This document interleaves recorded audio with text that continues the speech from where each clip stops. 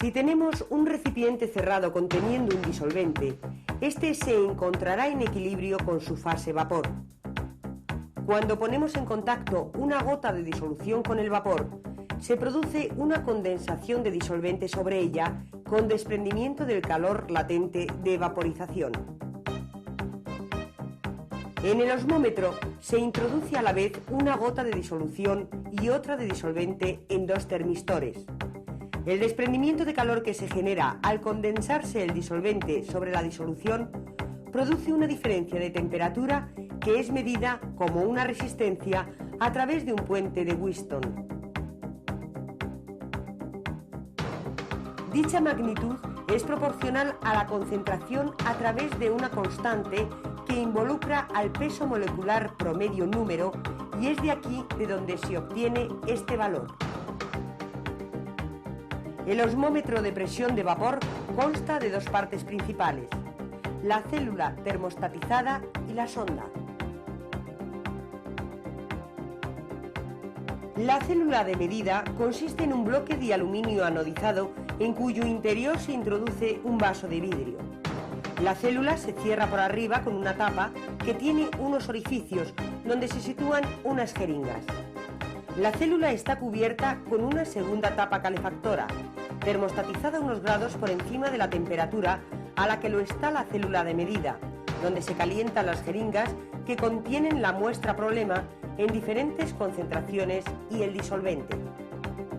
La sonda está formada por dos termistores suspendidos en la célula de medida, componentes de un puente de Wheatstone mediante el cual se puede conseguir una resolución de 1 milésima de grado centígrado en el modo de máxima sensibilidad.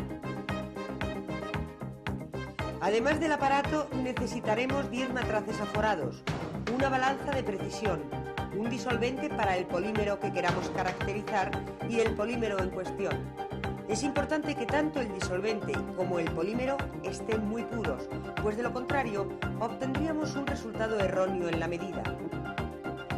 Es importante tener mucho cuidado en el manejo de los disolventes orgánicos. Debemos evitar el contacto con la piel, especialmente con los ojos. En este sentido se recomienda el uso de guantes y gafas de seguridad. Y si el disolvente fuera tóxico, debe usarse mascarilla y, por supuesto, nunca pipetear con la boca. Debe trabajarse en zonas de ventilación adecuadas.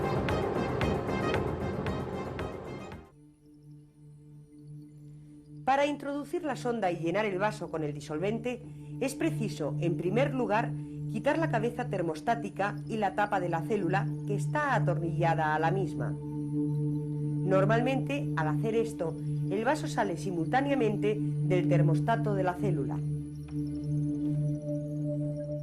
La sonda se introduce desde abajo hacia arriba por el agujero central que tiene la tapa de la célula. Se debe ajustar en altura, para lo cual se introducen las jeringas en los agujeros correspondientes.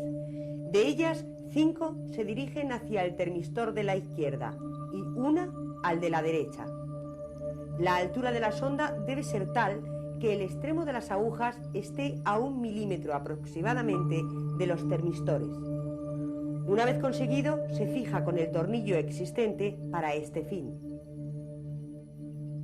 Para aumentar la superficie del líquido y conseguir un 100% de saturación, se pone un filtro de papel en forma de cilindro en el interior del vaso. En el vaso se ponen unos 20 mililitros del mismo disolvente que se use para el calibrado o la medida. Al introducir el vaso haremos coincidir la ventana del filtro con la de la cámara de medida.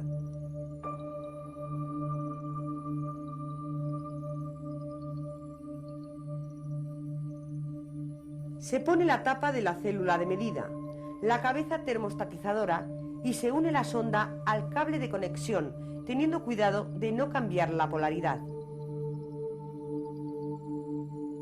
En la tapa existen 2 agujeros más en los que se puede introducir un termómetro y medir alternativamente la temperatura en la célula de medida o en la cabeza de termostatización.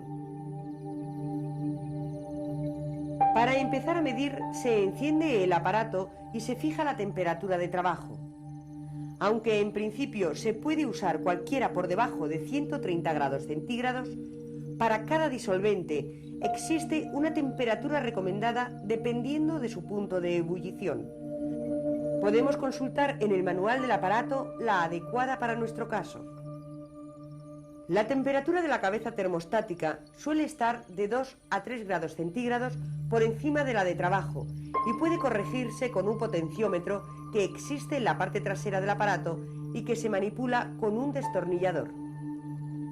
Se utilizan 6 jeringas para dispensar las gotas. 2 de ellas se llenan con disolvente y se insertan en los agujeros que no están numerados. El resto, cuando empecemos a medir, se llenarán con disoluciones de diferente concentración. Es importante que no existan burbujas dentro de las jeringas. Para ello se invierte su posición y se empuja suavemente el émbolo hasta comprobar que no queda ninguna. Para ajustar el cero es preciso que la fuente de voltaje del puente esté en 100% y la sensibilidad en 1024. Se pone una gota de disolvente en cada termistor y se espera un tiempo hasta que se alcance el equilibrio.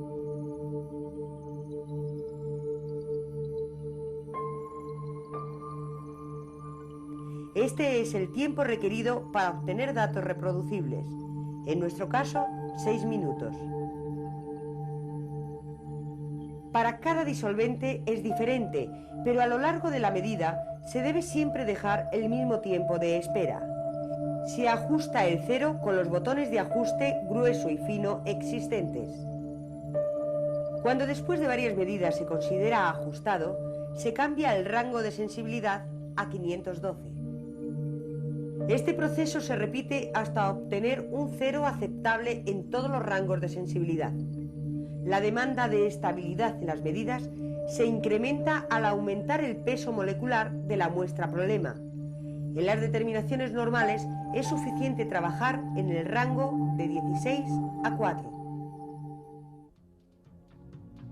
Para la determinación de pesos moleculares es necesario en primer lugar calibrar el osmómetro. Para ello se preparan 4 disoluciones de una sustancia patrón de concentraciones perfectamente conocidas. En nuestro caso utilizaremos bencilo. Las concentraciones están comprendidas entre 0,01 y 0,1 moles por kilogramo de disolvente. Se comienza la serie de medidas por la disolución de menor concentración. En primer lugar se deposita una gota de disolvente sobre el termistor derecho. A continuación se lava el termistor de la izquierda con varias gotas de la disolución que vamos a medir y depositamos una gota tan grande como sea posible, pero que pueda estar sin caerse del termistor el tiempo suficiente para efectuar la medida.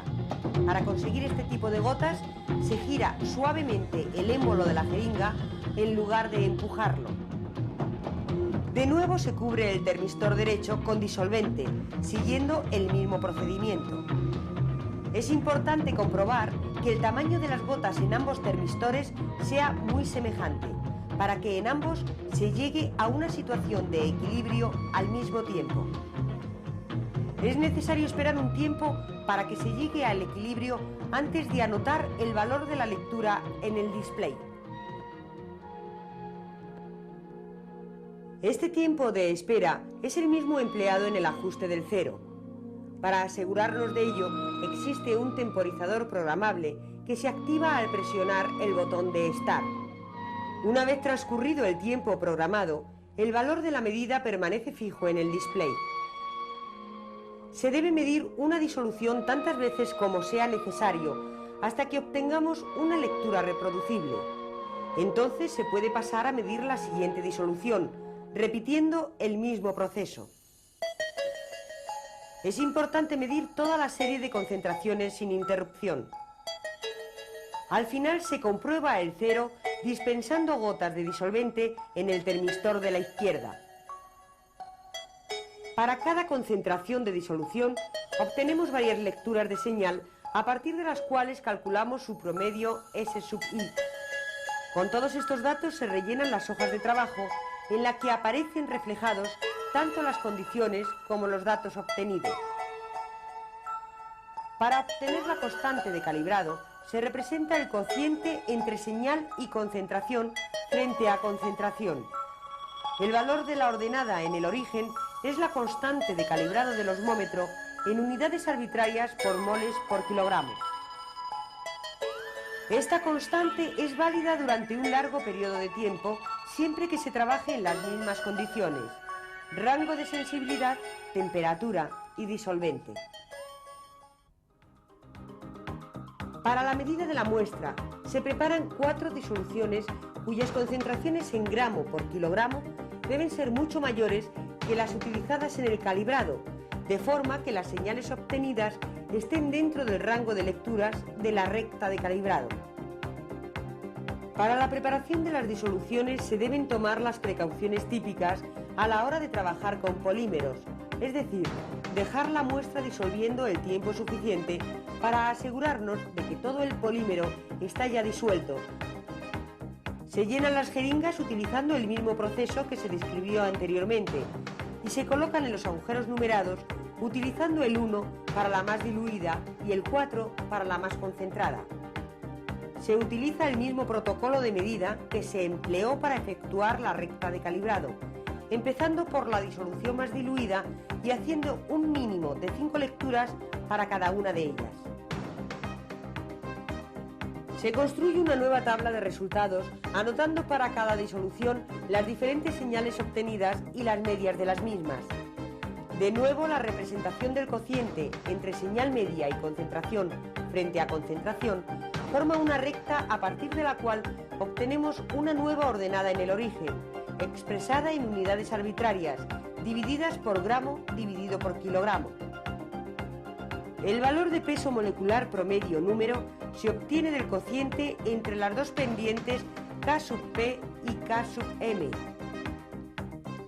Con el objeto de facilitar el cálculo de la constante de calibrado y la determinación de pesos moleculares, ha sido creado el programa de ordenador Prevos.